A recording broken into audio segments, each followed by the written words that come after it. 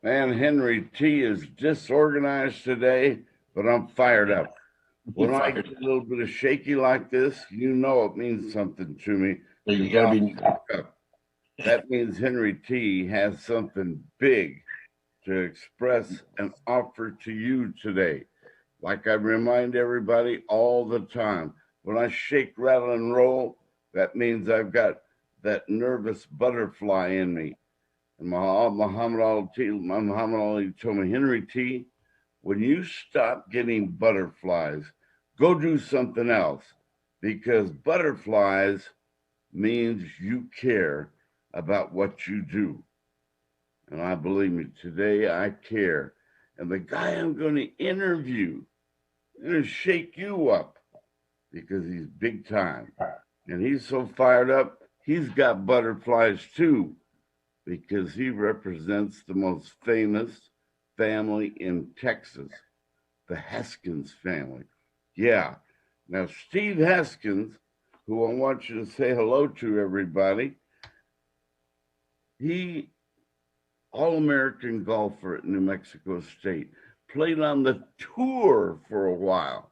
Today, he could get his 7-iron and go hit it, first attempt, straight down the fairway at the Aggies Memorial Country Club, or whatever they call it. I love that course, by the way. A couple of snakes over here, rattlesnake over there. Doesn't matter. It's the Aggies course, and it's pretty. And all the who's who of Las Cruces and El Paso go there, including Steve Haskins, because he's a former Aggie All-American, on-tour guy, and he just happens to be the son of the great Don Haskins, the Bear, the head basketball coach at UTEP, formerly Texas Western. And he's the proud son of Mother Mary. Beautiful lady, absolute beautiful lady. And I've talked to her several times on the phone over the years, trying to interview Coach by phone. Sweetest, warmest, most considerate lady, and beautiful. God made her the godly woman. And the guy I'm talking to right now, Steve Haskins, will attest to that. Steve Haskins, I could go on and on with your resume, but I had to talk about Dad, the famous basketball coach. I had to talk about Mom. Now we'll talk about you. How are you, buddy? I'm doing great, Henry. I'm really thrilled to be on your show and be able to talk about my father and talk about Norm Ellenberger and just the relationship and just the history of basketball in New Mexico State, UTEP. Unbelievable. People around the country don't realize how strong this area is. Nobody ever wanted to come in here and play those three teams. Amen. Coach, would you move that headroom one more time?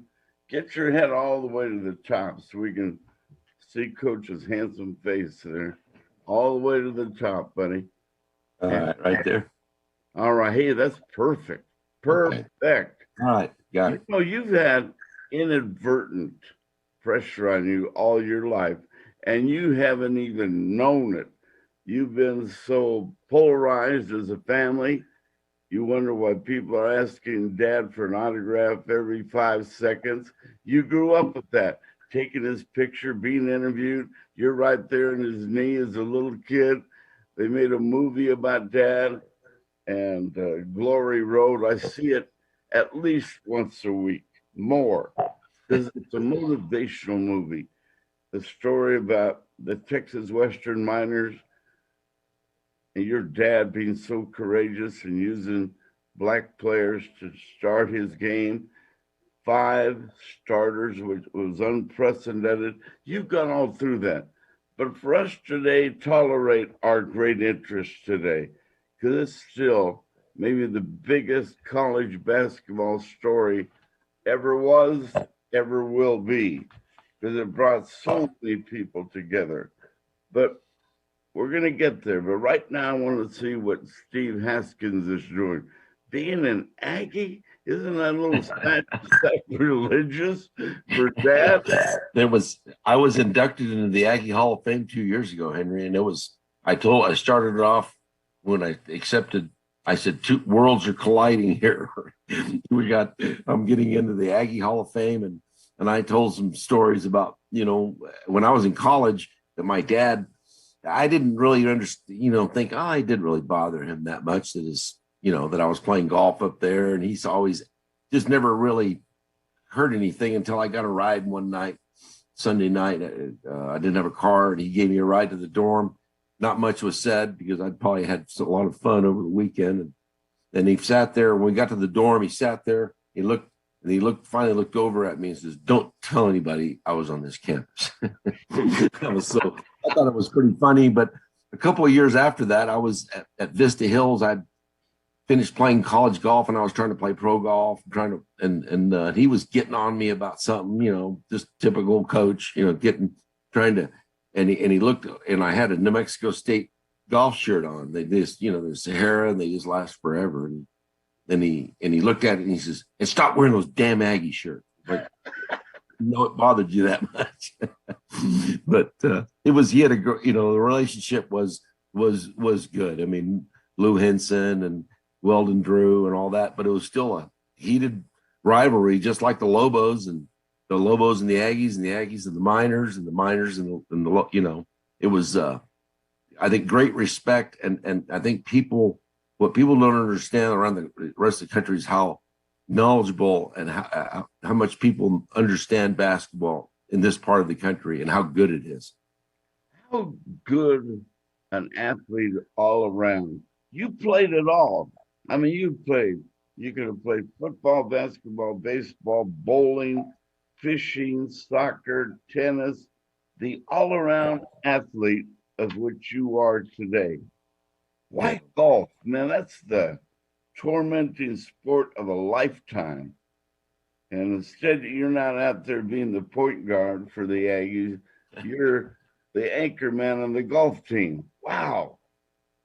Now, golf was, being an individual sport. I mean, you could do it on your own, and it was just the ultimate mental challenge. I played high school basketball to my sophomore year, and my deal was that if you're going to be good at something, you got to really focus on it. And basketball wanted 24/7. They want you all year long, and I kind of just made a decision. I regret not finishing up playing basketball in high school, and I was a good baseball player too, but I weeded them all out, and golf was the sport that I loved the most because it was me against the golf course, and that appealed to me. And my dad was, once I got all in on that, he was all in behind me, and he was the most supportive, dad you could ever imagine. He was sometimes tough to deal with because he wanted to coach, and I was wanting to be my own deal, but it was, I loved that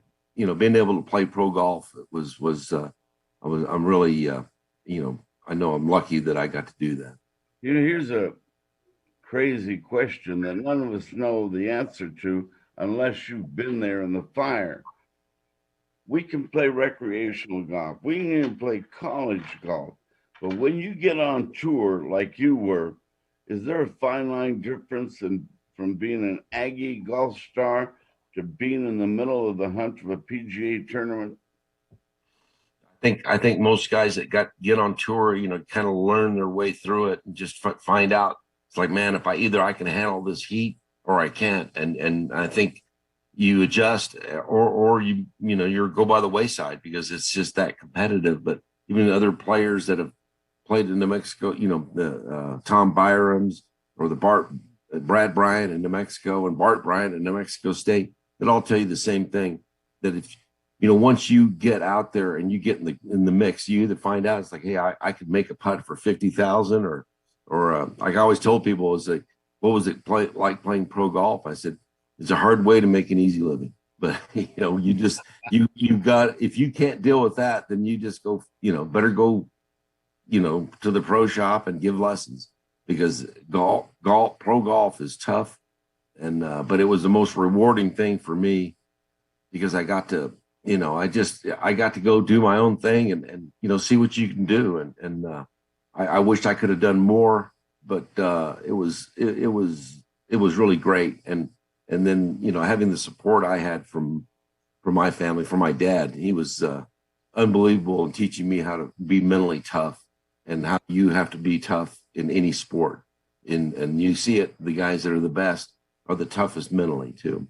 I see that mental toughness in you, and it looks a lot like Dad. So whether it was drilled in or over a serious amount of years watching your dad at practice, talking concentration, working on your great gifts, whatever it was, man, you learned it well, because that's what you're all about. That word composure. If you don't have that, and you're a pro golfer, you better get off the course today. Am I right? That's exactly right. And I remember one time my dad was, it was early on in my career, and trying to get control of my temper, get control of that, what you're talking about, Henry. And he told me one time, he said, that's everything, on the court, that's just an act, right? That he was getting that upset and all. And I said, well, I think he was against the Lobos in '96. He had a heart attack and left the game at halftime. I said, well, that was a hell of an act, Dad, because I thought you were, but it was his way, to say, look, I'm doing that and I'm upset, but part of it is an act.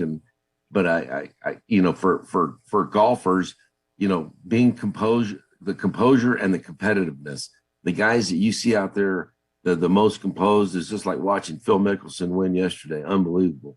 Wow. The composure that to deal with all that.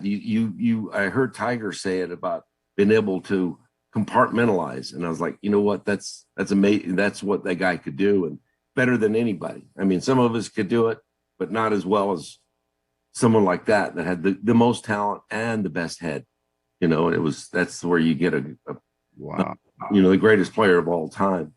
But for me, I learned it from my dad through, like a free throw shooter, a guy that's he's at the pit in front of 20,000, and you better have a routine that you got to be mentally tough, and you got to have a routine, get up there, and you're not thinking about the fans, you're not thinking about your stroke.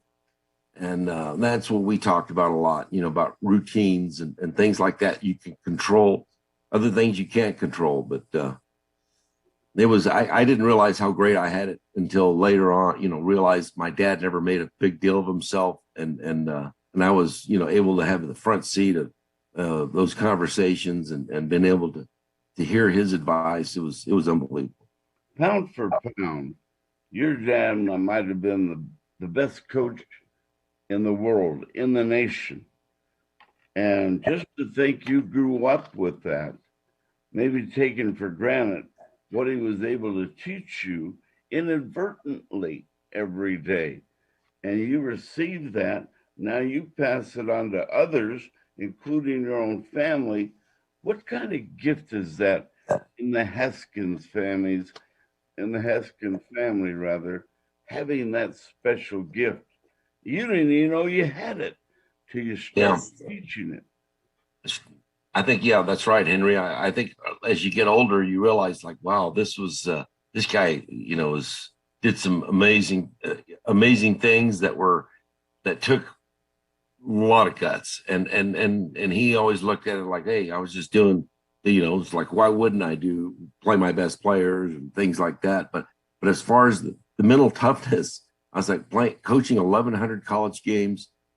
And one of the things he kind of, it sounds negative, but it was the way he handled it, is he thought he was going to lose every game up until when the ball went up in the air.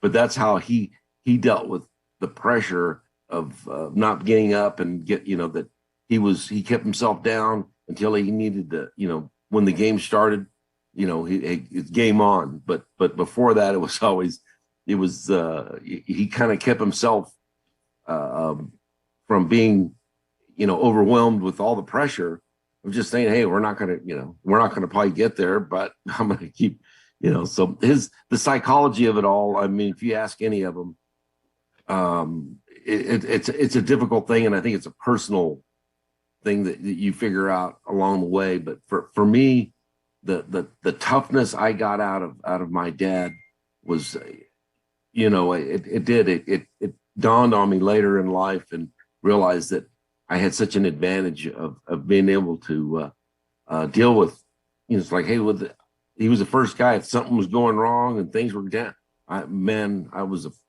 dad was the first guy I ran to get that strength, get strength from dealing with stuff that other people don't deal with. Sports are tough, but they're fun, but they're also tough. And like you said, the guys that are the most successful are the toughest. And a lot of times they're not always the most talented. If your dad would have been at Duke, at North Carolina, at Syracuse, name it, he would have been a rock star there.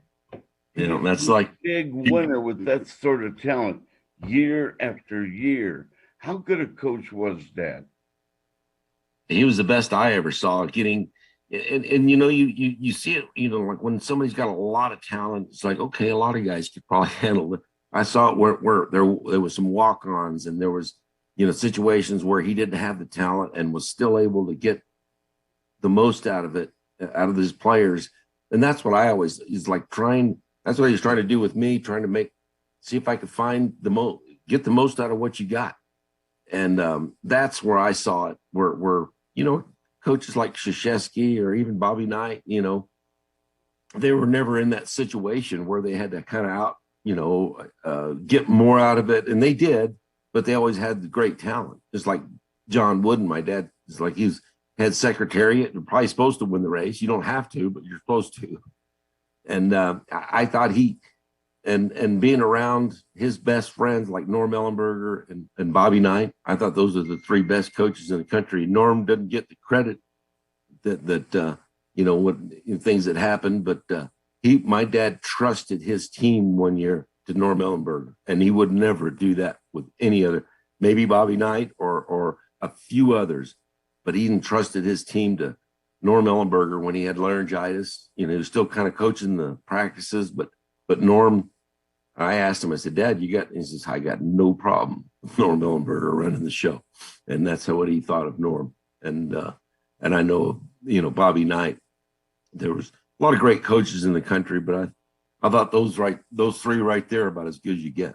And like I said, Norm didn't get, I wish things hadn't happened the way they happened, but wow, that my dad thought enough to bring on Norm, and then Bobby Knight did, and then Tim Floyd at with the Chicago Bulls. I thought the fans here overall, and I've talked to many of them over the years, when that trouble hit Coach Ellenberger, the fans ran away. Instead of running to Roswell to support him in the trial and have 18,000 fans in the Roswell parking lot cheering and rooting on and supporting Coach, we went the other way. But your dad said, Norm, join my staff. That's a friend. He got criticized for that, and it's a shame that happened to Norm. And the whole thing just wasn't necessary. What happened? We had a great program. The Lobos get 19, 20,000. You got one of the best coaches in the country. He didn't need all the other stuff. It would have been, it would have been, it ruined, like, I think you're right, Henry, the backing, because people want to make a judgment before they get all the facts. Norm was like a lot of head coaches. You do what you're supposed to do, and you don't know. Sometimes you don't know everything that's going around you. But it was a shame because the program didn't need, it was not needed. It was not something, hey, we got to do this in order to be successful. They had a great program with a great coach, great fans, and it's a shame that it ended that way. Amen. Let's go back to you. I wanted to finish up with you on tour. Man, I watched Nicholson yesterday. And by the way, how many times did you play against Lefty? I played one time, one round, but it was like third round in San Antonio, I believe, in the late 80s. Because I played here, a handful, like 25 events, but I was mainly on which is now the Corn Ferry Tour, but I was so close so many times. But Nicholson was just like right off the get-go out of college. It was a star, and you can, the fact that he's still doing it's amazing, but he still hits it. The thing is, in this day and age, how far you have to hit it, he can hit it plenty far to obviously go win on a 7,800-yard golf course against the young guys 20 years younger than him, 20, 25. It was great for golf.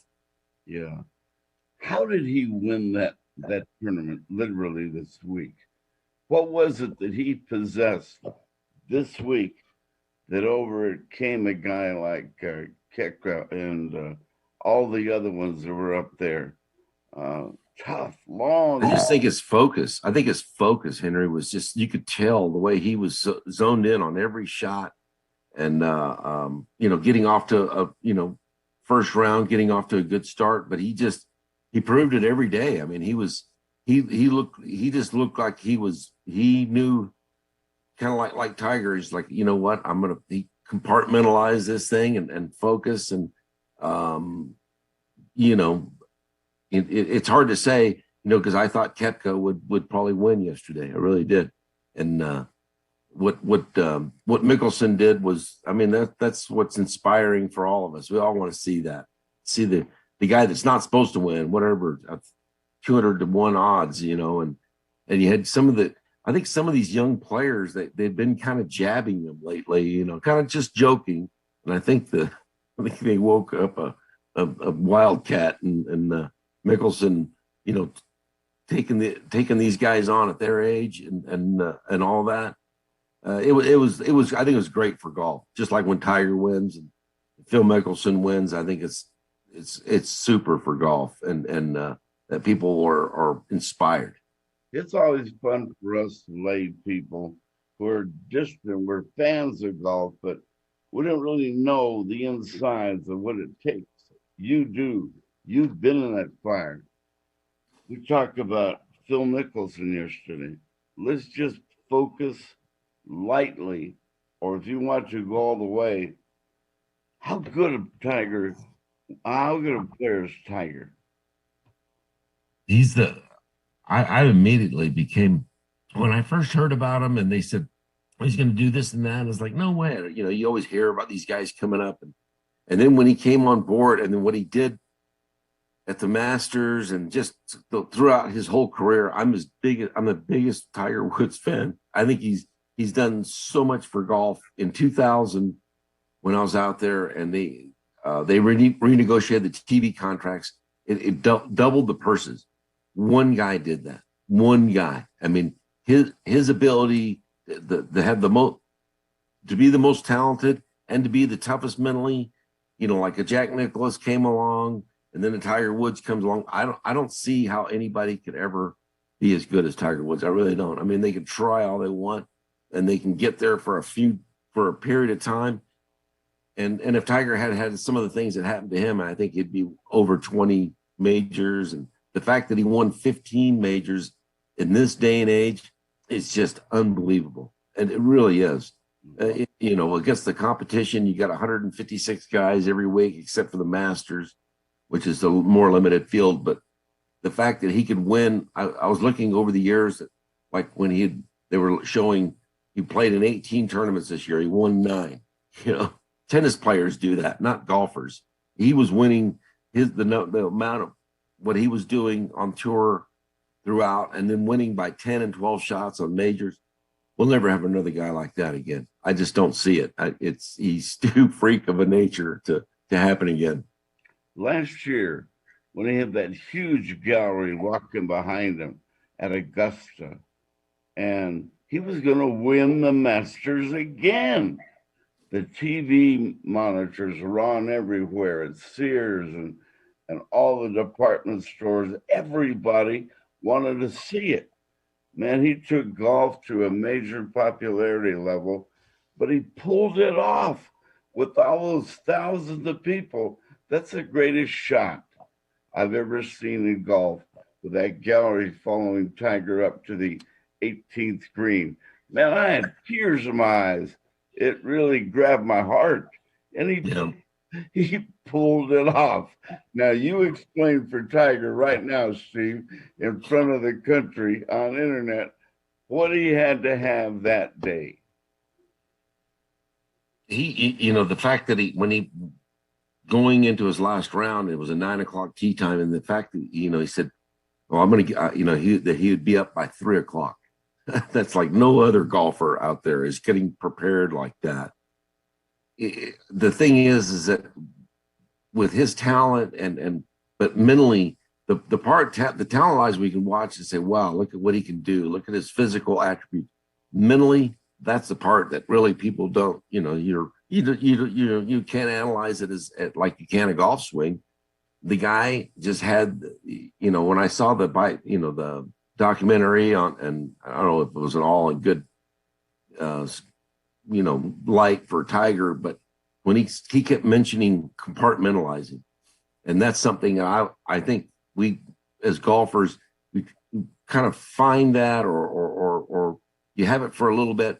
He was able to just harness that and use it, like after he had all the things that happened to him, all the personal stuff, and then he came back and Nick Faldo was talking about how he got right into his own, at the British Open and played like nothing had happened. And that's the part that I think that Tiger will always have over any golfer. Like I said, some can have it for a period of time or touch on it. He had it, and he still.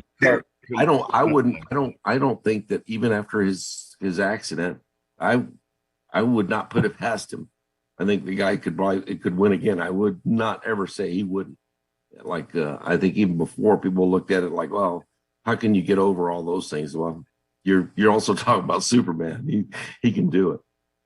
He's incredible. He's the best thing that ever happened to golf. He doubled for the people, and then for the players.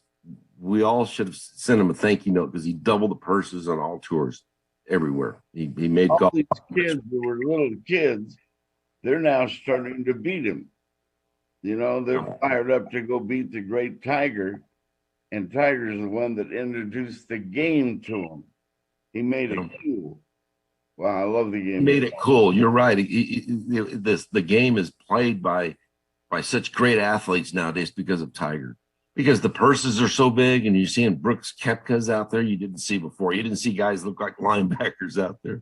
And then, or Bryson DeChambeau is scientifically changing the game I think it's fun to watch him. It's like knocking on the 6th green at the Bay Hill, par 5, going across the water, doing something.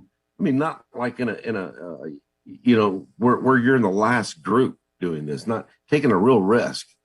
I think all those I think Tiger's inspired guys to become, they got to be better than they ever thought they had to be to really do something. And literally, what is compartmentalizing?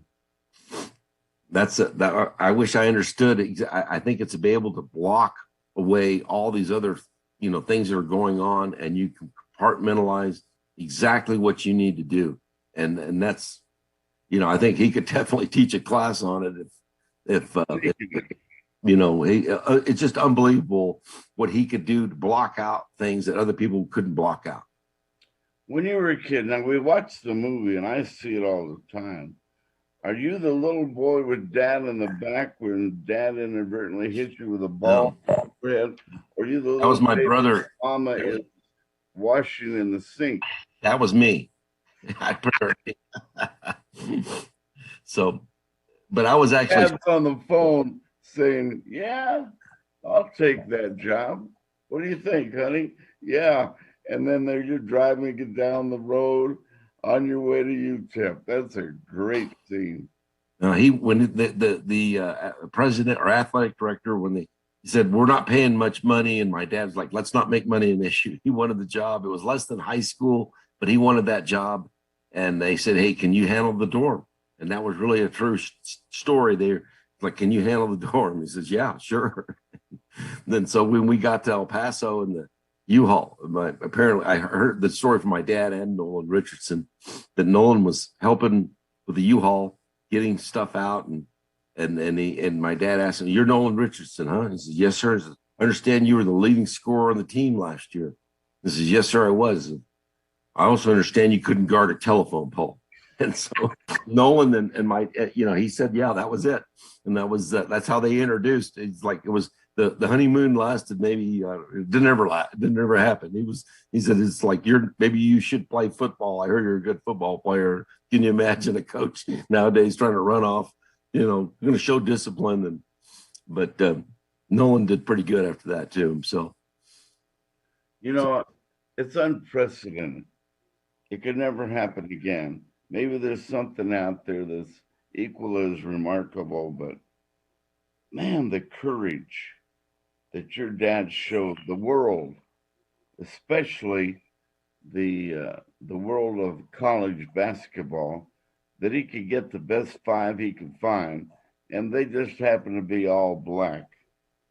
And you could go beat Adolph Rupp and his highly touted team, the Wildcats, for the NCAA title. Nobody believed it. They thought it was going to be run them over and in the game on the mercy rule. Little did they know these were the world upset leaders, beaters. This was Texas Western, the humble miners from El Paso, Texas. They got on that plane. Maybe none of them have ever been on a plane after traveling the Wild West in a bus. But as the movie depicted, Adolph Rupp wasn't real kind to Dad and the players, discredited them there in front of their face, and they paid a big price on that Saturday night. But how monumental, how unprecedented. What was that moment all about as you analyze it over the years? Well, listening to my dad, it's like, he's going to go. He went and got players that, that if they weren't being recruited, he's like, hey, that's a lot. This is a lot easier situation for me. And he went and got guys that nobody else wanted, and he knew they were great players, like Herman Carr. When he was growing up, my dad became Mr. Oklahoma in the state of Oklahoma, and go anywhere in the country. And it was a friend of his, Herman Carr, a black kid. He said he's as good as me or better. He's probably better. And he didn't get any attention because he was in the black school across town, never got any write-ups. And my dad was still naive enough to think, well, that, hey, college coaches are going to take Herman Carr because he's a great player. And he said, Herman, he asked him, I'm going to Oklahoma State. Where are you going to go? And he says, I'm joining the Army. And he said he realized at that point, he says, well, he says, you can get killed for your country, but you can't go to an American university. So it was probably like 12 years later, that really stuck in his head. And that's where I think the movie missed out a little bit on. My dad was disappointed that Herman wasn't part of it, because that's really where he got his thinking. Is like, why would you not want a Herman Carr on your team? Because he's black, but you can, so when he started getting these players that other schools are, there's some recruiting, the Lobos had some black players, out west, it wasn't as, like in the Southwest or the Southeast, there was no black players, and he just real, it's like, hey, why wouldn't I go get, why wouldn't I use my best players? And I think before the game, Latin was talking about, because I wasn't sure about what happened when he talked to the players in the movie. That is like, hey, we're only going to play black players. He went in. Apparently, he went into their into a hotel, one of the hotel rooms with just the black players, and told them what Rupp had said. And it says, that's enough said. You guys know what you need to do. He felt bad for Adolph Rupp. He really kind of did, because he was the, hey, he's the biggest name and all that. But nobody else in the Southeast Conference was playing black players. In fact, my dad's head coach, Henry Iba, didn't have any. And what he was really proud of after that was the Southwest Conference didn't have a black player in 66. In 67, 68, the all-conference team was all black. And he really thought that was really a great thing that what it did. And he just looked at it. I think he looked at it more as like we look at it as being heroic. He was just stubborn. He says, you know what? I know he's going to tell me who I can and can't play. Even when he's at home, those rules that they talked about, he's going to go play his best players. And what a novel approach, right? And he got 100,000 letters of hate mail, death threats, and he kept it from my mom. In the movie, they act like she was looking at him. She didn't look at him, because he kept it from her, because he didn't want her worrying. And there was a few of them from El Paso. I mean, the ones from Georgia, and he had one from an Alabama professor, a doctor from Alabama, and he kept that one, because it was a guy with a great education, and he sounded just like Billy Bob or Billy Joe, down this, just a country, saying the same with the same language and the same thought. And that's what really shocked him, is that there were educated people that also thought that way. Wow. As you look over your life, the happiness of your mom and your family overall, your dad not only led a team, he led a family. I mean, you grew up knowing right from wrong. I mean, literally. Right. Maybe it was old school, hard love in your face till you learn the lesson, but you learned it.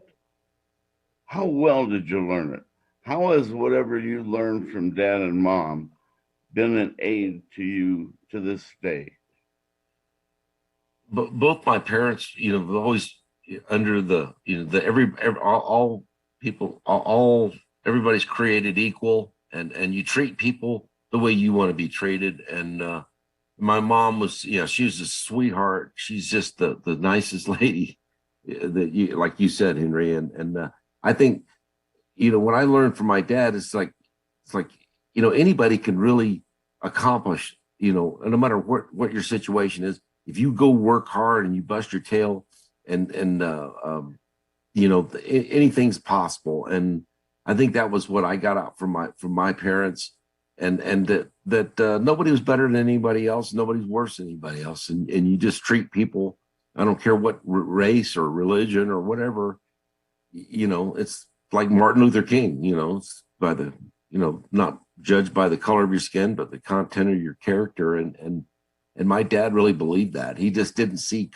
he was stubborn. And my mom, I think she had to show her courage too, to be going along in this ride, for what he did. But he never felt like he was doing anything that way. He just didn't understand how anybody else could think the other way, and it's helped me, looking at the way, any situation that comes about, it's like give somebody the benefit of the doubt, but that's, you don't bend over backwards if you don't really believe that those people are being honest. I remember when talking to Coach Ellenberger, and I even had a short conversation on camera with Bobby Knight, and they refer to each other each by their last name. Like your dad referred to Norm as Ellenberger, but more so he used Norm's first name than Norm used with your dad's name. Well, I'm gonna go and fish with Haskins. Uh, you don't call him by his first name. Well, we went to visit Knight, and Knight's coming up to hunt. It was the funniest get together of close friends. They refer to each other by each of their last names. Did Oh you yeah. notice that? Yeah. They was, I think there was always some, each other giving, a hard time. I think I remember my dad talking to Knight one time, and they always talk about like zone defense, how much they just despised it and all that. And the, Knight he was on the phone and said, well, I'm going to go play a zone defense against Illinois tonight. See you later.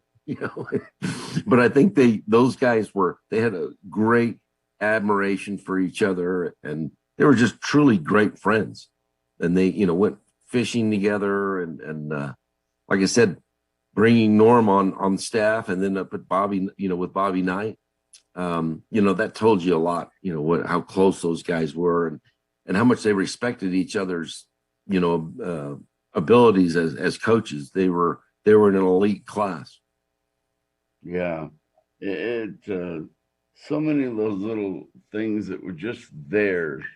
Like if Indiana played tonight of Michigan State at home, well, Michigan State is at night at 7 o'clock instead of at Bobby Knight's gym or at the Hoosiers gym. They were playing night. Yeah, that's right. Great. In your estimation, how good a coach did we have here at New Mexico? How good was Coach Norm? Oh, like I said, I in my opinion, and I know my dad's opinion, he was as good a coach as there was in the country. My dad, when he in 1989, 1990, he had laryngitis, and he was still coaching some practices, but he couldn't coach the games, and he turned that over to Norm Millenberg.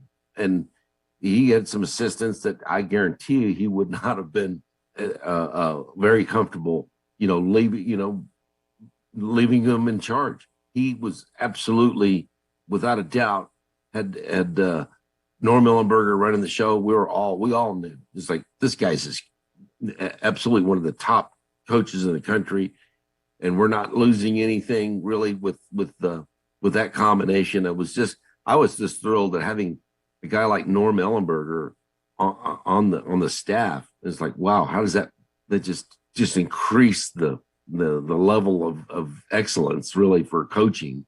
Norm Ellenberger was one of the best coaches in the country. Circumstances, obviously were, it was a bad situation, and Norm would have been known to the country if that hadn't happened, like I know and Henry, how good he was. He was as far up the coaching ladder might Coach Ellenberger have climbed?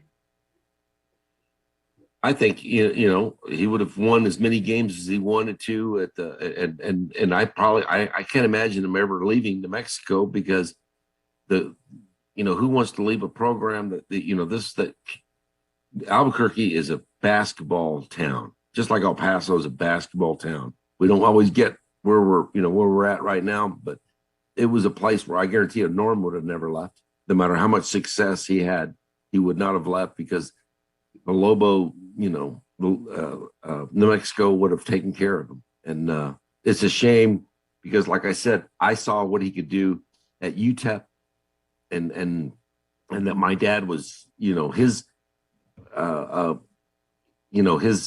his belief in Norm, and that it's like, hey, you can take over my team. That's a big deal. And Norm Millenberger did that, and my dad was lucky. He told me how lucky he was to have Norm there. And like I said, he had a couple assistants. You just don't know. He knew with Norm, here's the keys, Norm, get us home. And he took us to the NCAA tournament, and did a fine job. And Bobby Knight wanted him at Indiana. So what does that say about Norm Ellenberger's ability? Don Haskins and Bobby Knight thought he was as good as anybody else. How about that rivalry? 40 miles away, you got the Aggies And you guys are there on Tuesday night, there at your place on Saturday night, and the rivalry then crosses over the other state, and it's that triple unbelievable storm of fan fanatica between the Miners, the Lobos, and the Aggies. How do you see that? That's one of the most, most people in the country, basketball fans, have no idea how what this area, New Mexico, and and El Paso, and Lou Henson. I saw him a handful of years ago, and God rest his soul. He's a great man.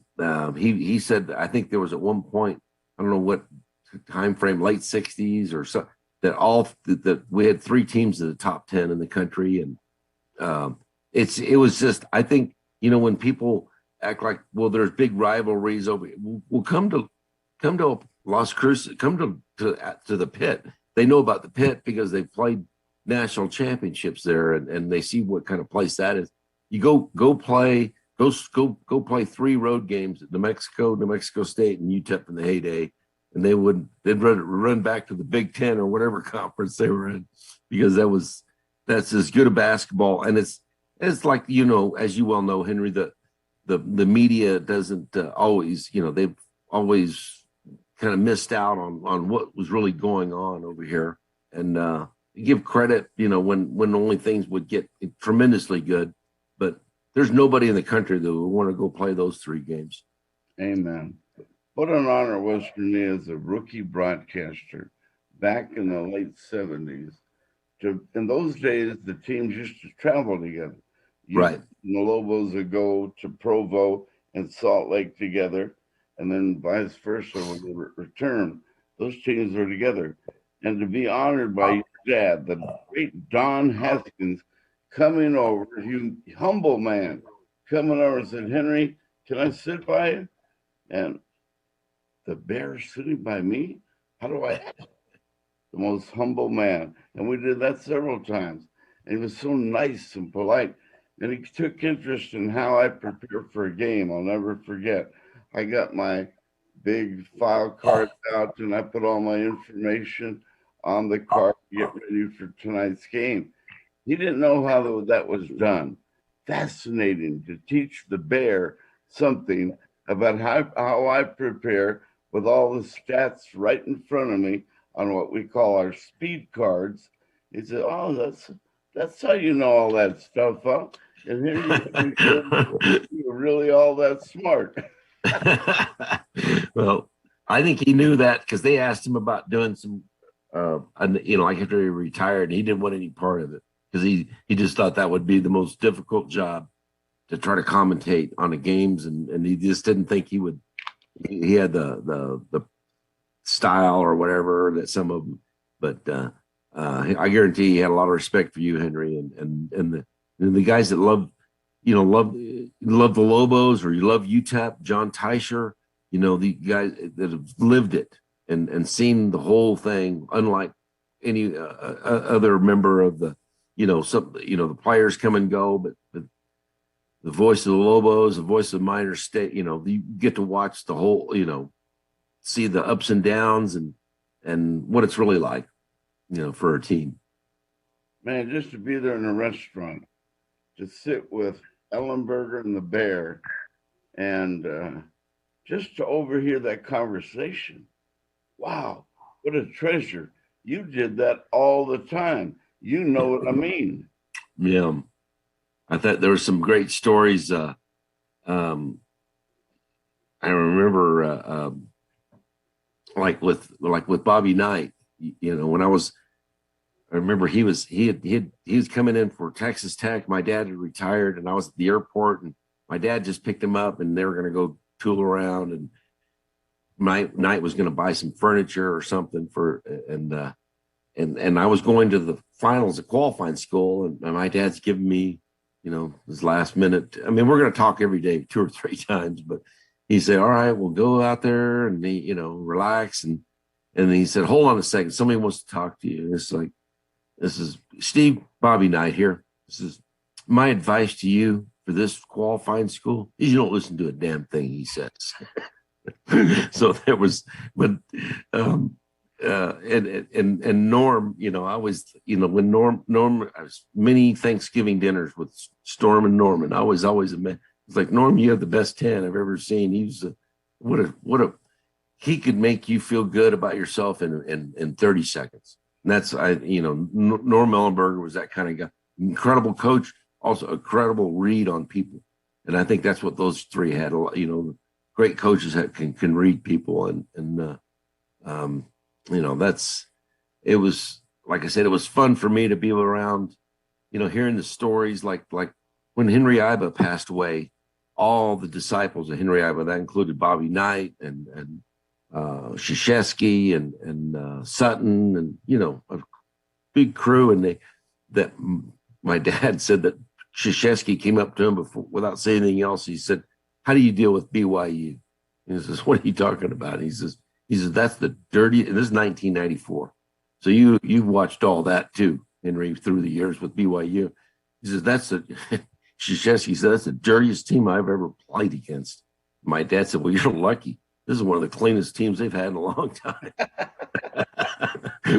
And we've known, like the Lobos or the Miners, and we had to play, we felt like we're playing the Russians. I'm just like, we hated and loved to hate teams that we love to hate. And BYU and Utah, those were, man, what a great conference that was. It was most underrated conference, I think, in the country. And I wish we were still part of that old the Mountain West. That's my hope and dream, that UTEP can join the Lobos and and everybody in the Mountain West. I think that's where we belong. It's where our future's at. And if not, I think it's gonna be a tough deal for us, to overcome. How about the antics between Dad the Bear and Coach Ellenberger one night when they sat in reverse chairs? The cup incident. There were so many. Man. The one, like, I think my dad sat over on Norm's bench and said, "I wanted to see what it looks like over here winning the game," or something, like what it feels like to be winning the game. And then Wayne Campbell and the cup. I was worried about that guy that threw that cup, and they had to make a law, a New Mexico law. It was like, I wonder if that guy survived that, because that was unbelievable. With 2 or 3 seconds to go in just so many crazy games in both places. A Miner at the line. Yeah. And a Lobo fan trying to help out. I watched that cup come through, and the only guy that in the one of the few refs in the country that would call it is Jimmy Clark, right? And he loved having him on the road and hated him at home. Jimmy Clark. I love Jimmy Clark. He was a great official that had, that wasn't intimidated. And if you can't get intimidated in the pit, then there's no place you can get intimidated. A human. Well, same is true down at your place. Oh yeah, they got finally that way. Well, last thing, the movie Glory Road. How did it depict Dad? Was it accurate? I could have told Josh Lucas the way to, like talking to, but I thought he did a pretty good job. My dad was pleased, and some of the times you see players talking back to him, I said, "Man, I don't think that happened."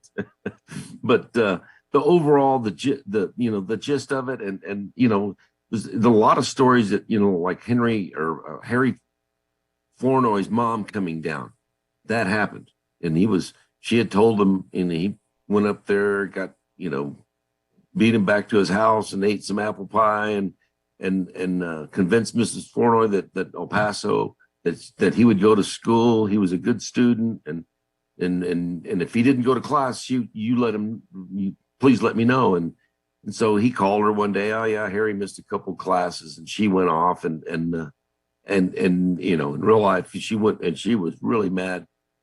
And so, "Don't worry, Mrs. Flournoy, I've got it under control." And so the next morning, about 5 a.m, got a call from Miss Flournoy, and he's like, "Miss Flournoy, everything's under control." She says, "You're damn right it is. I'm here. I just flew into El Paso." And she stayed for the whole week, stayed with him, went to every class, embarrassed him. Unbelievable embarrassment. What they didn't put in the movie, which is, to me, would have been funny because it actually happened. Flournoy came to my dad afterwards, had a looking very collegiate with a sweater wrapped around his neck and books in tow. And he says, Coach, can I talk to you for a second? I said, sure. Harry, come on in. He says, Coach, the next time you and I have a problem, can just you and me work it out? Please don't bring, I'll do whatever. I'll run up that Mount Franklin. Just don't bring mama in. And so there was, and like Willie Cager, having his heart issues. But like I said, the last scene, or, like talking to the players, I believe David Lattin, said, hey, that he came and talked to the black players in a room and said, look, this is what they said. You know what to do. It was a real short speech. And like in the movie, Latin intimidating, and he wanted to use the intimidation factor, dunk it on them, and I don't care if you foul them or run them over, send a message. And Pat Riley said, yeah, I did. It sent a message. And it's like, I think one time, the only time my dad's ever asked me what like he said something, he told Stephen A. Smith when the team was inducted to the Hall of Fame, and and he had a deal at the house, and he was interviewed by Stephen A. Smith. And he said, Coach, I said, when you all upset Kentucky back in '66, and he goes, now, wait a minute, Steve, since when is it an upset when 5 black players beat 5 white players? And he actually kind of, said, oh, maybe I shouldn't have said that. As a dad, truer words have never been spoken. I mean, that's what that's the way people looked at it. It's like, hey, 5 black guys aren't disciplined enough to do this, and, which was obviously not true. But you look at it and it's like, are these guys better athletes or not? It's like, if you're really, if you're going to be honest, it's like, I think you're going to say, yeah, I think they are. I mean, white players can play too, but why wouldn't you play your best? And that, like I said, that's what he always looked at. It's like, I'm going to go find the best player I can, and who cares what color he is, and this, you see a lot of players in the NBA now. You see a lot more Europeans, the guys overseas, and he was involved in that too in '72 Olympics, when it kind of opened up the door for international players, when the Russians didn't beat us, but they gave them the gold. He was involved in the fiasco, so how many chances do they get over to replay those final minutes? Right. And the guy that made the rule where you use the buzzer on the side, Dr. Jones, who was a communist, ran down there to say, hey, he was trying to call timeout. It's like, but he didn't use the buzzer. That's your rule. And so it was one of the greatest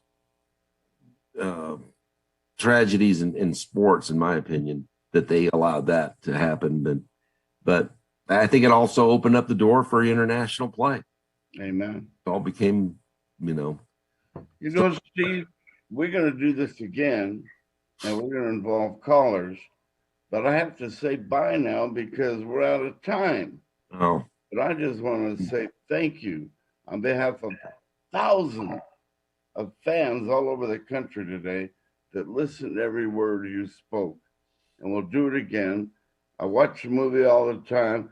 I congratulate you on your great golfing career. And I want to save 10 seconds for the end because my producer's yelling at me. First of all, say hi to Mom and your brother. And I want to say, wow, what an experience that you gave us all today. Thank you. Thank you a lot, Henry. I appreciate it. Thank you. Would you do it again? Absolutely. You let me know. All right, buddy. To do it. Wow, what an experience. Real quick, I have 15 seconds. How much are you alike like Dad? Got some of his traits, the being hard-headed a little bit, and the competitiveness. But I got a little bit. My mom, she, like, 50th wedding anniversary. Real quick, I said, Mom, you're the sweetest, nicest, kindest person I've ever met. This is like, it really is true. Opposites attract. And I heard that. Oh, shut up. See you later, buddy. Thank you, Henry. Take care. Thank you. Hey, in our closing, whatever seconds we have, thank you to our sponsors: Hemisphere Drywall, Rex, Ben Lucero, Uh, Action Jackson Compaction, Kevin out there at his place, feeding all the kids around the city, the Hydro Bar, to our great producer, Jimmy Tran. Do I have the best producer in the world? No doubt about it. Jimmy Tran. What a joy to have Steve Haskins on today. And believe me, we'll get him. He was a joy. Educational, nice guy, competitor. You could see dad in him. Don't give him any messing around. You walk the line, or he'll give you some of his peace of mind. Save it. I don't want to be there. That's a rough moment, I'm sure. Have a great day, everybody. We'll do it again with Steve. God bless him and his family. They were great to us today. See you later. I'm Henry T., and we'll do it again next week. Take care.